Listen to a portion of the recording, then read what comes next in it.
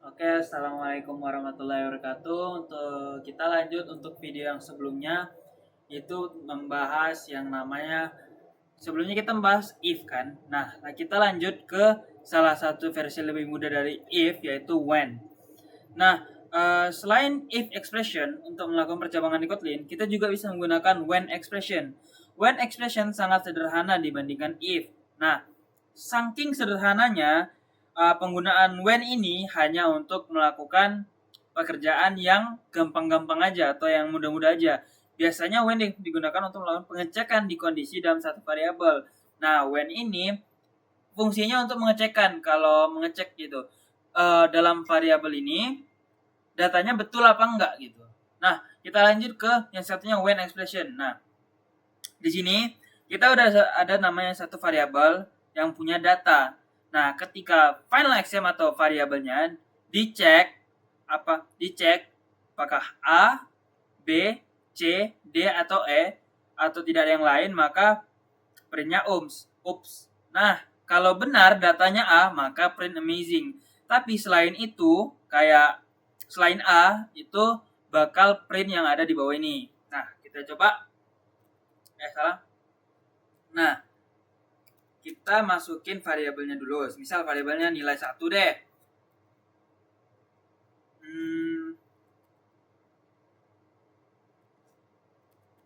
Sorry. Sama dengan char string A. Terus lanjut di bawahnya kita bikin langsung aja. Langsung kita bikin when nilai 1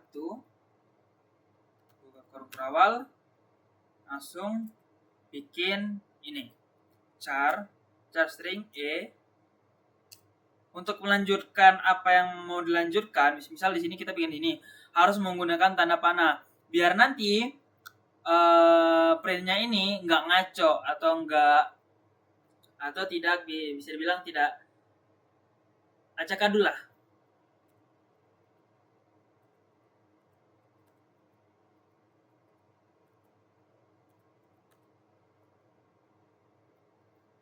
Lanjut ke else.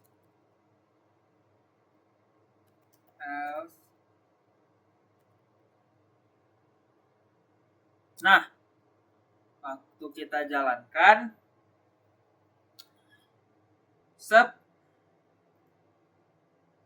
tunggu.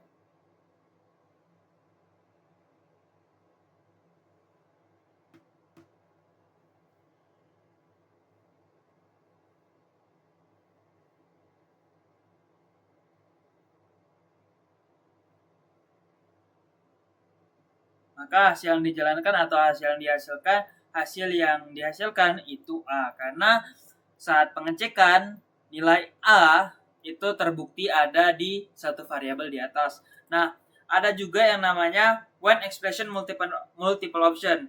Ini digunakan apabila dalam satu ini opsinya itu ada banyak atau banyak variasi. Misal di sini kan kita cuma satu tuh. Nah, kalau dalam sini hapus deh. Dalam multiple option kita tuh punya banyak pilihan. Jadi kalau di datanya A, tapi kita bikin di sini ada B, ada C, print alphabet. Waktu kita jalankan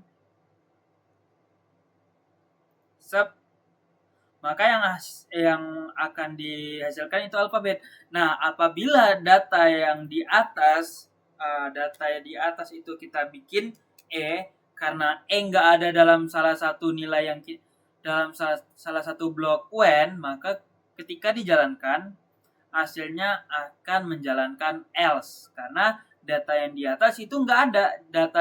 Data yang di atas itu nggak ada karena fungsi when itu mengecek data yang ada di atas apakah valid, true. Kalau tidak, kalau false, maka dia akan menjalankan else. Jadi hasilnya itu invalid. Oke, Ya, kalau when expression in itu lebih mudah lagi. Karena apa? Karena datanya akan dikumpulkan oleh array. Jadi apabila in sama kayak ini tadi dalam operasi boolean kan ada in tuh, ada tanda seru tuh. Nah, kalau in place true, ini dia bakal ngecek bagian ini. A dalam array itu betul nggak nih? Final accept-nya itu ada A, B, C. Nah, kalau enggak atau sebaliknya, itu bakal print try again. Jadi kita langsung kita buat aja. Di sini, sini kan ada final accept-nya ini. Nah, val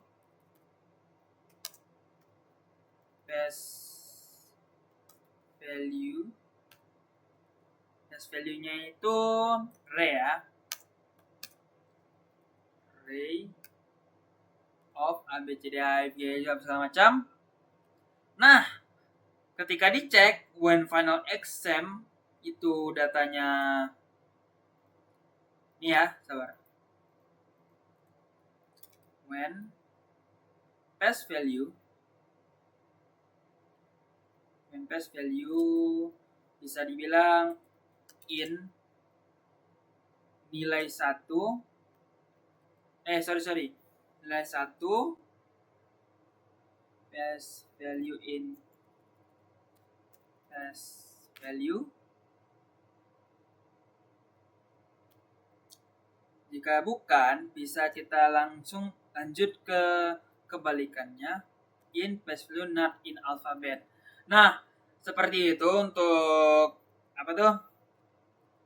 Untuk when expression in. Ada juga when expression is. Intinya sama kayak in, tapi cuman untuk string.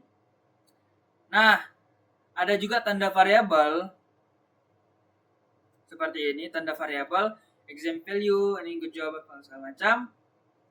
When tanda tanpa ya, ini bukan tanpa, ini seharusnya tanpa, bukan tanpa.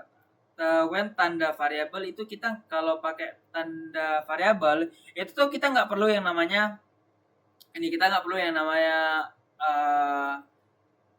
ini tuh, kita nggak perlu. Ya, kita cuma perlu set datanya gitu. Ketika dicek apakah betul apa enggak, ya hasilnya bakal dijalankan di blok ini gitu. Nah, itu saja untuk when expression. Selanjutnya kita bakal lanjut ke for loops. Oke, sekian dan terima kasih.